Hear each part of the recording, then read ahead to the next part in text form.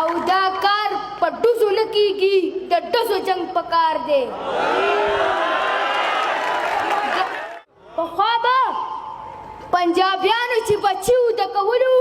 په نوم د پښتنو به یې وختي وده کولو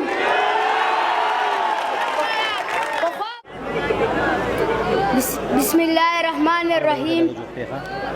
محترم مشران السلام علیکم زما د دې نظم عنوان دی امن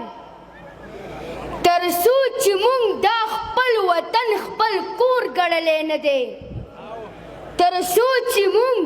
دا خپل وطن خپل کور ګڼلی نه دی دا خوره مو څادر د خپلې خور ګڼلی نه دی او د لر او بر پښتون مو سکرور ګڼلی نه دی د لر او بر پښتون مو سکرور ګڼلی